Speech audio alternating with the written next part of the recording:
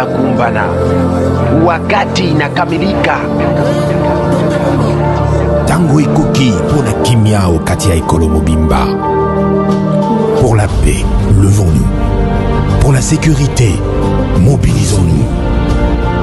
Des millions de morts, c'est trop.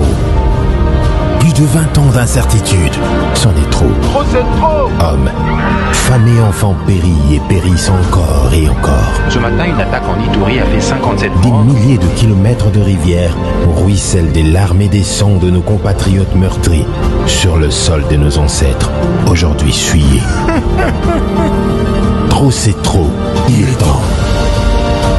C'est pourquoi, prenant la mesure de la situation, j'ai décidé de proclamer l'état de siège sur toute l'étendue des provinces de l'Ituri et du Nord Kivu. Tanguzi Fweni, Tibaji Ankupana, wakati inakamilika. Tango et Koki pour la Kimia au quartier Ekolo Mobimba. Tous derrière nos forces armées, gagnons la paix. Et oui, la paix se gagne. La paix à tout prix. Et Lunguna Fardesi la police, Bansol Lisanga Toteleme. Tolonga Namapinga.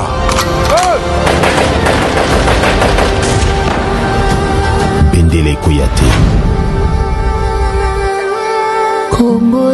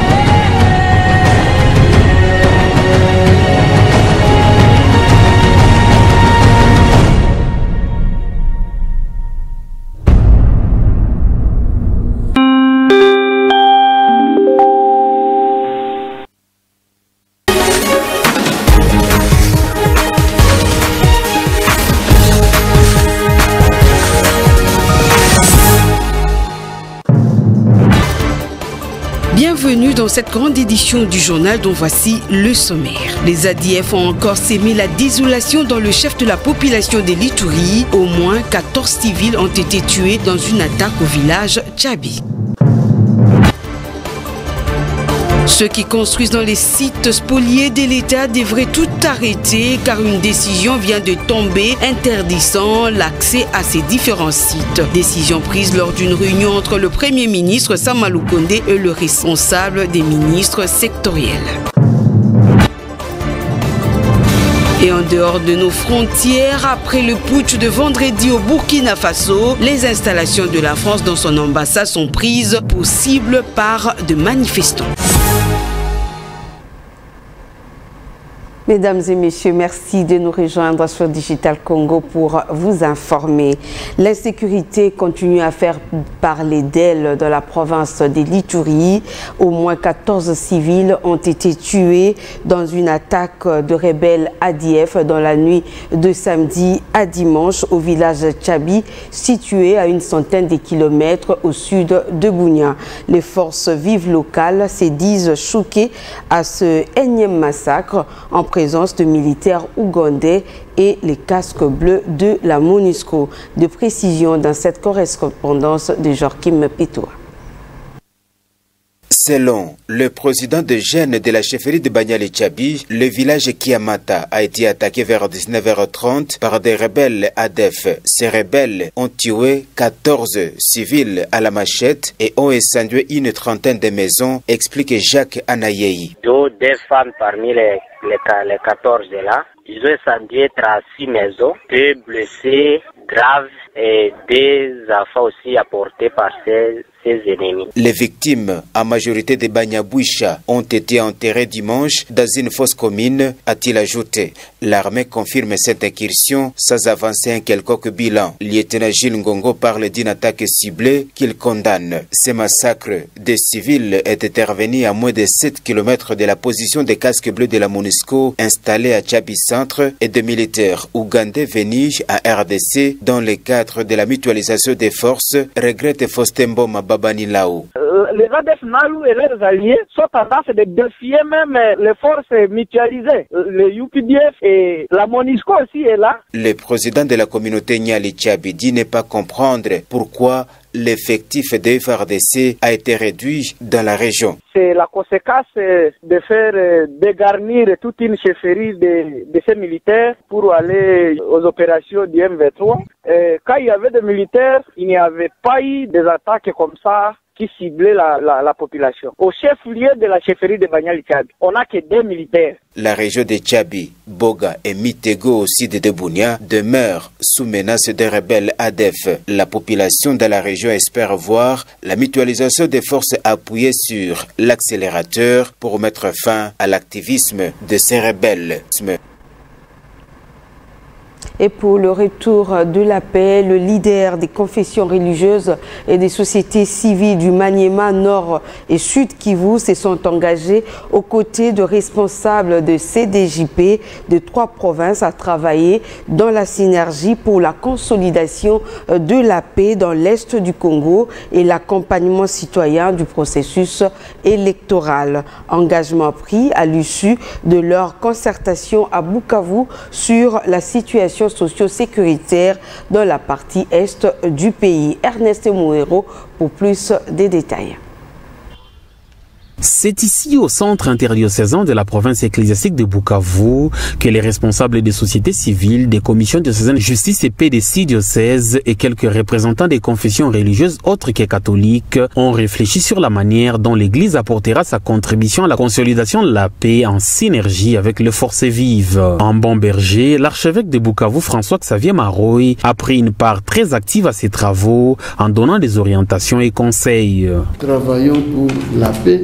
Et alors à ce moment-là, on se relaie pour qu'on arrive le plus loin possible, mais avec le grand réalisme des actions concrètes depuis la base et voyons ce que nous pouvons faire par nous-mêmes. Ces 5 jours de travaux et réflexions intenses ont permis de dégager des axes prioritaires d'intervention à partir des 6 préoccupations majeures identifiées. Il fallait partir de l'analyse du contexte. Et on a vu qu'en gros, il y a l'absence totale dans certains milieux de l'autorité de l'État. Il y a des questions de gouvernance minière, foncière, il y a la question des élections et des manipulations identitaires. Plusieurs questions, mais nous sommes confiants que si on les aborde de manière globale, de manière chorale, il y a moyen que l'Église apporte une réponse pour pacifier un peu cette partie du pays. Ces participants venus précisément des diocèses de Bukavu, Uvira, Kindu, Kasongo, Beni, Butembo et Goma se sont engagés entre autres à mener des actions spécifiques dans leur diocèse pour contribuer au dialogue, à la paix. Nous nous engageons à mener un plaidoyer ciblé de la base au sommet et à sensibiliser nos compatriotes pour que chacun, dans son agir, donne une chance à la paix, à la cohésion sociale et au développement intégral. Une initiative jugée positive au vu de la situation sécuritaire à l'Est et l'approche des élections. L'Église ne peut pas, comme elle l'a dit elle-même, rester indifférente. Et elle voudrait s'engager de manière significative pour contribuer au retour de la stabilité. Donc, ce que la femme veut, Dieu le veut aussi. Si la femme veut s'aimer la paix, Dieu nous accompagnera dans notre désir et dans notre souhait. Signalons que cette rencontre, initiée par la province ecclésiastique de Bukavu, a connu l'appui technique et financier des Catholic Relief Service avec l'accompagnement des ONU Femmes. Kinshasa, capitale de la République démocratique du Congo, va abriter du 3 au 5 octobre 2022 le travaux préparatifs de la COP 27 prévue en Égypte. Dénommée la pré-COP 27, les assises à Kinshasa permettront de réfléchir sur comment réussir ce grand événement qu'est la 27e conférence de parties signataires de la Convention cadre des Nations Unies sur le changement climatique. L'après-COP 27 devrait permettre à la République démocratique du Congo de s'attirer les projecteurs du monde en tant que pays solution face aux effets néfastes du réchauffement climatique. La COP 27 se tiendra du 17 au 18 novembre 2022 à Sharm el-Sheikh, en République arabe d'Égypte, ceci 6 ans après Marrakech au Maroc, où avait eu lieu en 2016 lors de la COP 22 pour un pays africain. La COP 26 avait-elle eu lieu à Glasgow en 2021. À la primature, le Premier ministre Jean-Michel Sama Lukonde a réuni le responsable et des ministères sectoriels et ceux de services spécialisés et un rapport direct et indirect avec les dossiers relatifs à la gestion de certains sites de l'État faisant l'objet des spoliations dans la ville de Kinshasa. Il ressort de cette réunion l'interdiction d'accès à ce site et la suspension de tous travaux de construction en attendant la décision définitive. Le point avec Bénédicte Ndembe. Au cours de cette réunion, il était question de tabler sur la gestion des sites faisant l'objet de spoliation dans la ville de Kinshasa, comme partout sur l'étendue du territoire national. Le Premier ministre Jean-Michel Sama Lukonde a instruit les ministres sectoriels, notamment celui des affaires foncières, mais également celui de l'urbanisme et habitat, de lui présenter en 2 semaines l'état des lieux exhaustifs de la situation des sites et espaces se trouvant dans cette situation en vue de mettre fin à la gangrène. Le vice-premier ministre, ministre de l'Intérieur, Daniel Asselo Okito, qui a fait le point de cette séance de travail à la presse, a expressément cité les cas de la baie d'Engaliema, du site de PNMLS et celui de Sokopao à Kinshasa. C'est devenu pratiquement une maladie chronique. On constate que dans la ville de Kinshasa, par exemple, il y a la baie d'Engaliema, PNMLS, Sokopao. On entend les gens parler et même manifester dans la ville. Parce qu'ils considèrent qu'en ayant des décisions de justice, ces espaces pourtant protégés, ces espaces sur lesquels la loi n'envisage pas qu'on puisse construire, ils sont en train de le faire et croient être en bon droit. Tous ceux qui sont en train de construire illégalement, qu'ils le sachent au jour d'aujourd'hui, des dispositions sont prises pour que l'accès ne puisse pas leur être donné de manière à pouvoir continuer à faire ce qu'ils font. Ça, c'est la mesure phare d'aujourd'hui. Mais le travail de l'état des lieux est recommandé à nos collègues concernés pour que dans les 2 semaines qui viennent, nous puissions savoir où est-ce qu'on en est et qu'est-ce que nous devons faire en définitive. Ont également pris part à cette séance de travail le ministre de la Défense nationale, le vice-gouverneur de la ville-province de Kinshasa, le chef d'état-major général des FARDC et l'inspecteur provincial de la police-ville de Kinshasa. Et dans un autre registre, notez que le responsable de la province éducationnelle Congo Central 1 ont effectué une visite de travail dans leur juridiction pour faire la restitution des acquis de la revue annuelle de performance qui s'est tenue à Kinshasa. Chacun, en ce qui le concerne, a donné le grandes lignes de ses assises. Le reportage est signé Jean-Claude Kidoum. Ces 3 cadres de la province éducationnelle Congo Central 1, ils ont fait l'itinérance dans leur juridiction pour vulgariser, donner les instructions par rapport à la RAP, rapport annuel des performances qui s'est tenu à Kinshasa. Les prophètes de la province éducationnelle Congo Central 1, c'est lui qui s'occupe de la politique et de l'administration, s'est expliqué. Nous avons été instruits par l'autorité nationale de ne pas beaucoup rester dans nos bureaux. Nous devons parcourir nos sous-divisions, ne fût-ce qu'une fois le mois, pour voir ce qui se passe exactement à ce niveau-là. Nous avons parcouru des Matadi à Lukula aujourd'hui à travers toutes les 11 sous-divisions. L'inspecteur provincial principal IPP chargé de la technique a mis un accent particulier sur les interdits. J'ai demandé à ce que nous tous nous puissions lutter contre les antivaleurs, commençant par les enseignants, les chefs d'établissement, les gestionnaires. Nous tous, nous devons lutter contre les antivaleurs dans les milieux scolaires. Il y a beaucoup de choses qui se font dans des établissements. Il y a le monnayage des points, il y a les problèmes de vente des uniformes qui sont interdits, il y a les problèmes des inscriptions moyennant l'argent et tout cela, il fallait combattre dès le début de l'année ici pour que les gens ou les chefs d'établissement puissent savoir ce qu'ils doivent faire. Le PROSEC de la CECOP, chargé de la préparation de la paye, a donné les grandes lignes qui précèdent la paye.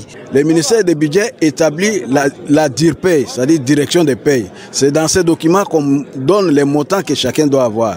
Une fois que la DIRPAY établit, les dossiers passent au niveau de l'ODG, prend les dossiers et envoie les dossiers entre les mains de la Banque centrale.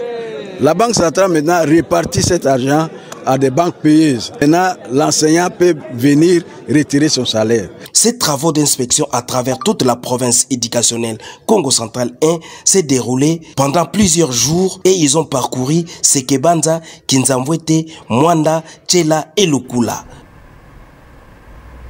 Au Maïndombe, les directeurs provinciaux de services de contrôle et de paie des enseignants CECOP de la province éducationnelle Maïndombe 3 se dit déterminé à élarguer tous les fictifs dans les fichiers paye, car pour lui, aucun enseignant fictif sera aligné sur les listings pour bénéficier frauduleusement l'argent de l'État congolais. Ce message a été lancé par le numéro 1 de ses services publics à Koutou au cours d'une séance de restitution des assises de la revue annuelle de performance tenue à Kinshasa. Le directeur provincial s'est exprimé en ces termes. Suivez. Nous sommes en train de donner des vies aux âmes. Nous donnons les salaires. Nous devons jouer ces rôles-là jusqu'à la fin. Donc on ne peut pas blaguer avec le salaire d'un enseignant. Et de ce côté-là, je vais me mettre en chemin pour essayer de sanctionner sur des cas comme ça. Moi, j'ai toujours dit que nous devons être à la hauteur. Nous devons respecter les instructions. Nous devons faire notre travail comme il se devait. Nous devons être ponctuels. Vous savez, nous avons de lourdes charges. On nous a encore ajouté certaines missions en dehors du traitement ou des mises à jour que nous avons l'habitude de faire. Quand on a réalisé les bilans mi-parcours, nous avons compris qu'il y avait certaines faiblesses, évidemment, ça arrive, et on a réuni tous les chefs d'antenne, tous les suivis payés et tous les statisticiens.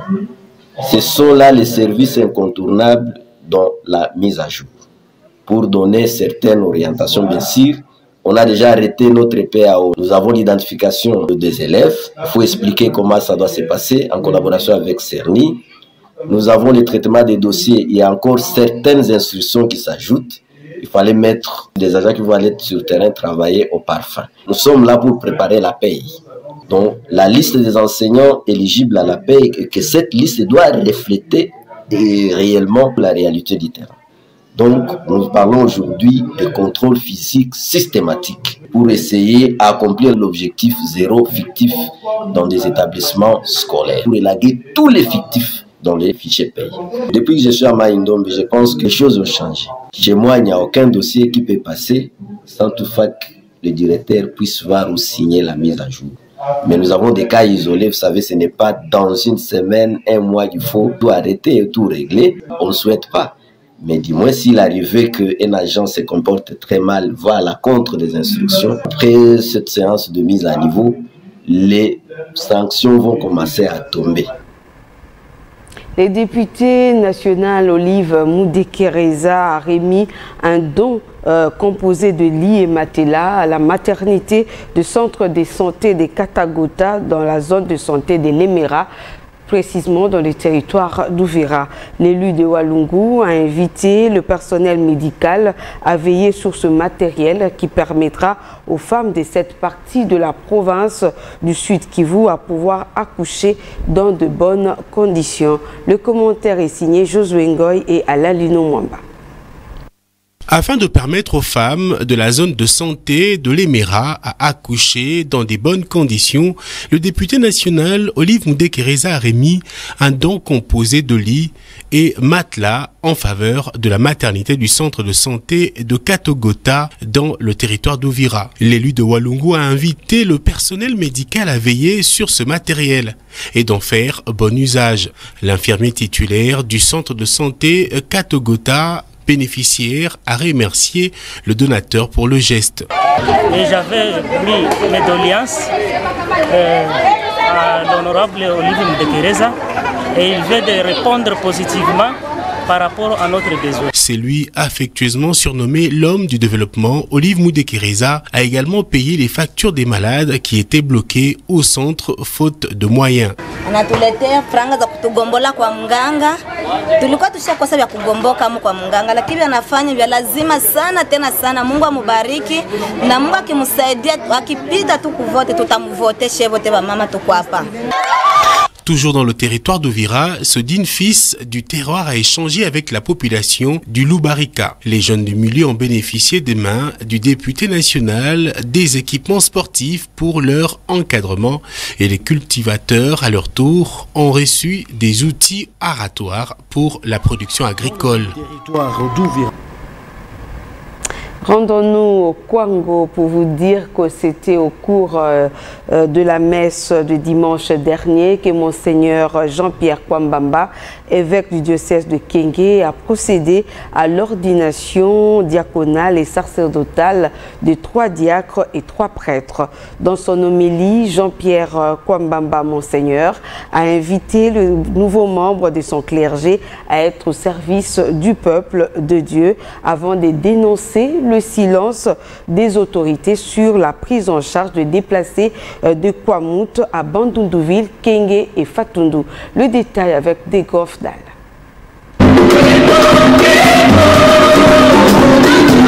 C'est dans une ambiance catholique que le diocèse de Kenge vient de s'enrichir de 3 nouveaux prêtres et 3 nouveaux diacres. C'est ce dimanche 25 septembre 2022 que Monseigneur Jean-Pierre Kwambamba, évêque du diocèse de Kenge, a, par imposition de main, conféré l'ordre sacré du diaconat et du presbytérat à ses nouveaux collaborateurs privilégiés. Cette célébration eucharistique connaît la présence des officiels du Kwango, des députés nationaux et provinciaux, des chefs accoutumiers du Grand Bandundu, ainsi que Maître Koko Kayoudi avec les petits séminaristes et anciens de Katende et plusieurs consacrés et personnalités venues de partout. Dans son homélie, le pasteur de l'église locale de Kenge commence par appeler les nouveaux prêtres et diacres à être au service du peuple de Dieu dans l'humilité avant de dénoncer le silence des autorités face au conflit Teke Yaka qui fait à ce jour plusieurs morts dans la province du Kwilu. Je voudrais aussi dénoncer un certain silence qui déroute et déconcerte de la part de ceux-là qui doivent garantir la sécurité des populations et de leurs biens. Quelle que soit la complexité de la situation, ceux qui ont pour mandat de veiller sur le peuple ne doivent en aucune façon se comporter comme Pilate en se lavant simplement les mains. Les nouveaux membres du presbytérium de Kenge ont, à travers l'abbé Jean-Baptiste Sindani, maître, remercié tous ceux qui les ont accompagnés tout au long de leur cheminement presbytéral. Notez que ces nouveaux prêtres et diacres sont tous de la première promotion de l'Université catholique du Grand Bandundu que tous les chrétiens du diocèse de Kenge félicitent. Et en dehors de nos frontières, bien qu'un calme a régné ce dimanche au Burkina Faso, la tension reste vive et la situation confuse. Si le nouvel homme fort est désormais le capitaine Ibrahim Traoré, le lieutenant-colonel Damida n'est pas aux arrêts et appelle le putschiste à revenir à la raison. Entre-temps, les installations de la France dans son ambassade sont prises pour cible par de manifestants. Le commentaire est signé Alain Lino Mwamba. La situation demeure confuse au Burkina Faso alors que l'on parle d'un nouveau coup d'État militaire contre un autre coup d'État militaire. Ce dimanche, il a été observé un calme précaire dans la journée. Le nouvel homme fort, le capitaine Traoré, chef des nouveaux putschistes, a rassuré que la situation était sous contrôle. 48 heures après, le deuxième coup d'État a intervenu en 8 mois. Si Ibrahim Traoré a déclaré avoir démis de ses fonctions le lieutenant-colonel Paul-Henri Damiba, ce dernier qui a appelé les nouveaux putschistes à revenir à la raison reste libre et introuvable et sous bonne protection des militaires restés encore fidèles à lui.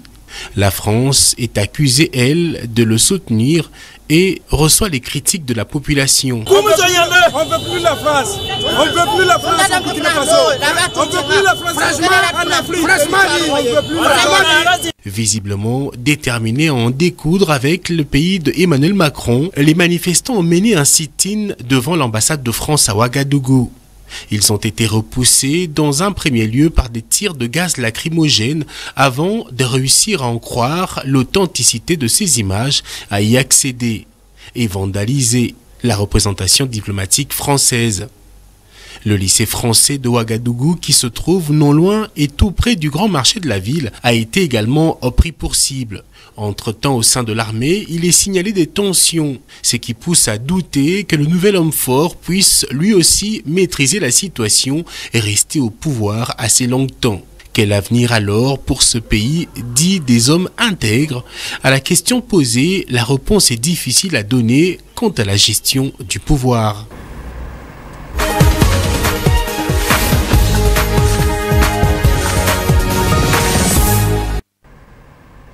Et nous revenons sur l'actualité qui a marqué la semaine. Et il y a aussi l'appel à l'observation de 2 jours de villes mortes lancés par la société civile et forces vives du Nord Kivu ainsi que de mouvements citoyens a été respecté par la population de la ville de Goma. C'était le lundi 26 septembre. Les écoles, l'administration publique et les commerces sont restés fermés. Parmi les revendications figurait la récupération de la cité frontalière de Bunagana entre les mains des terroristes M23. Le récit était signé Mao Zigabe. Boutiques et magasins fermés, les rues et routes urbaines quasi désertes. L'appel à la ville morte a été observé par les habitants des Goma, chef-lieu de la province du Nord Kivu. Ceci fait suite aux revendications des mouvements citoyens et la société civile qui exige d'abord la libération des Bunagana, une cité sous contrôle des rebelles M23, mais également la fin de l'état de siège et le départ de la MONUSCO. L'opération Toebinako, ça signifie tout celui qui travaille avec la MONUSCO. Nous avons jugé la MONUSCO être des terroristes contre les Congolais. Et donc, ils ont tué plus de 35 personnes ici au Nord Kivu. Ils ont valablement présenté qui ils sont. Et c'est pour cela que nous sommes là. Nous allons nous battre contre eux et ça sera une opération forte et lourde. Et nous allons nous assurer. Pour barrer la route aux manifestants, le maire de Goma a renforcé le dispositif militaire et policier sur tous les ronds-points de la ville. Malgré cela, les activités sont restées paralysées dans la grande partie du chef-lieu de la province, y compris les territoires de Nyiragongo. Le gouverneur militaire, quant à lui, a effectué une descente dans différentes institutions en province pour se rendre compte de l'effectivité des activités. Le lieutenant général Ndi Makongba Constant lance ce message. C'est un rapport avec le lancement par des groupes de pression et autres de la ville morte de ce jour. Les forces de défense et sécurité se sont mis au travail pour déjouer cette manifestation. La manifestation qui ne nous apporte que le deuil et la destruction des infrastructures. C'est dont nous ne pouvons pas accepter. Et quand nous regardons en profondeur dans ces structures de groupes de pression, ils n'ont même pas une personnalité juridique. Avec la réussite de cette première journée ville morte, les mouvements citoyens et les forces vives du Nord Kivu attendent que les habitants des Goma observent également ce mardi une autre journée sans travail au Nord Kivu. Et rappelons aussi qu'à Kinshasa, plus de 70 ateliers de meubles situés le long de la route Matadi au quartier Météo dans la commune de Ngalema sont partis en fumée dans la nuit de mardi 27 au mercredi 28 septembre dernier. Le meuble marchandises gardé dans ces hangars ainsi que plusieurs habitations voisines ont complètement été détruits par le feu. Josué Ngoy nous en dit plus.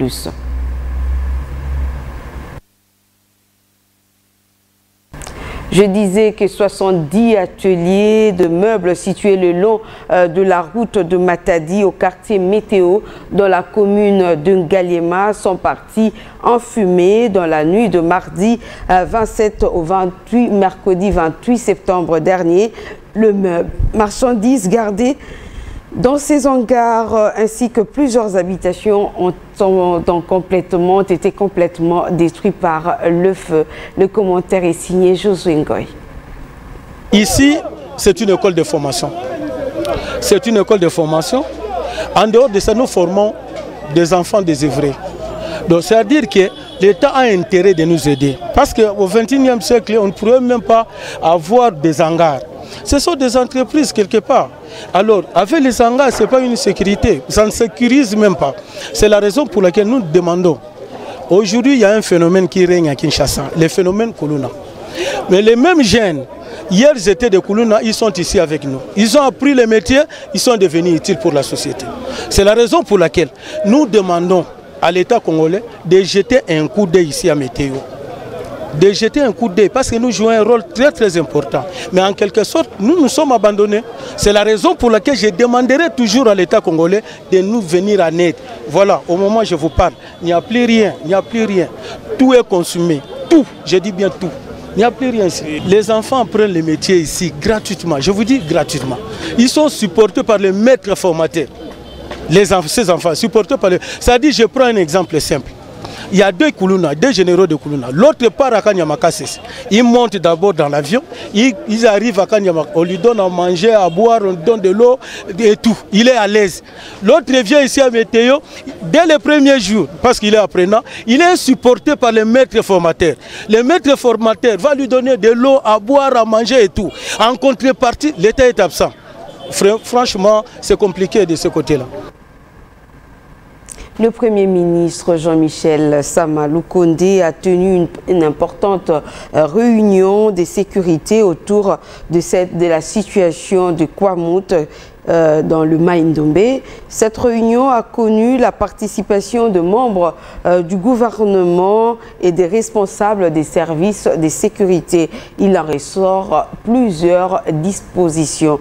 D'autres le détail, Bénédicte Ndembe.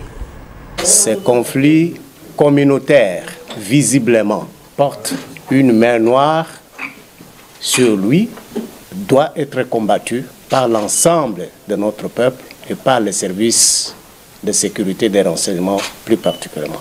Des révélations qui s'accompagnent d'un appel à la mobilisation générale pour venir à bout de ce conflit intercommunautaire entre le peuple Téké et Yaka qui a pris des allures inquiétantes depuis peu. Le vice-premier ministre en charge de l'intérieur et sécurité, Daniel Asselo Okito, dit compter aussi sur la population pour dénoncer les infiltrés. Message lancé au sortir de la réunion sécuritaire présidée par le premier ministre Jean-Michel Sama Lukonde et à laquelle ont pris part les ministres sectoriels et responsable des services de sécurité et renseignement. Il y a l'armée, il y a la police qui sont mises à l'œuvre au jour d'aujourd'hui dans la province de Maïnomé, plus particulièrement dans le territoire de Kwamoutou, et sur la route nationale numéro 17, où les insurgés se retrouvent encore dans des forêts, dans des savanes, en train de continuer à commettre des actes ignobles. La résurgence du phénomène Kuluna dans la capitale Kinshasa a été également abordée au cours de cette séance de travail, a fait savoir Daniel Asselo Okito. Les Kuluna ne se gênent plus aujourd'hui, n'ont plus peur, eux aussi, de pouvoir donner la mort à quiconque. Nous interpellons et encourageons la population de Kinshasa, aussi la police et même l'armée, d'être debout parce que ces gens-là ne peuvent pas continuer à donner la mort. Les autorités ont également rassuré que les dispositions sécuritaires nécessaires ont été prises au cours de cette réunion afin de pallier cette problématique qui endeuille plusieurs familles au pays. L'actualité était aussi marquée par le bouclage dans les communes de Lingwala et Kinshasa. Les habitants de ces municipalités ont été surpris par un bouclage mené par la police nationale congolaise ainsi que d'autres services de sécurité. Des garnisons policières étaient placées à l'entrée de chaque avenue et seuls les élèves étaient autorisés à se rendre à l'école. Suivez.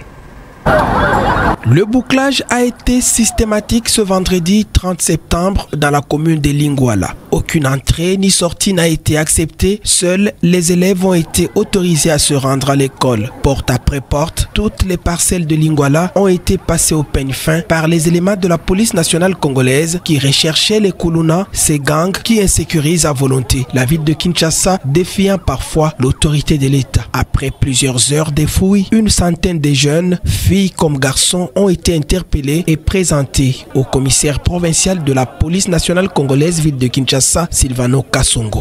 C'est pour ça que tout ça, bouclage dans la commune de Kinshasa, pour la population, Lingwala Mobulu Zakama Mingi na quartier Belé.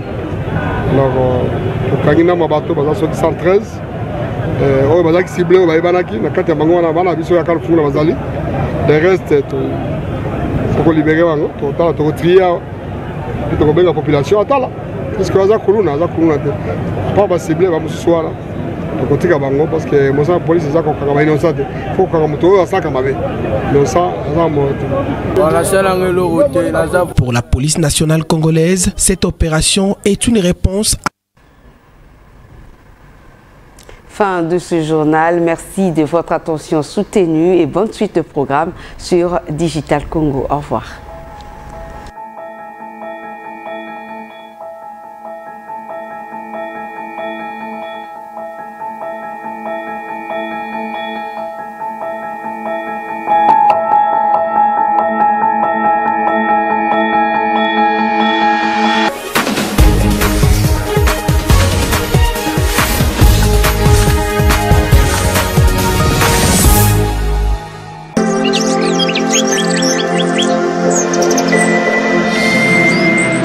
Digital Congo, la télévision numérique.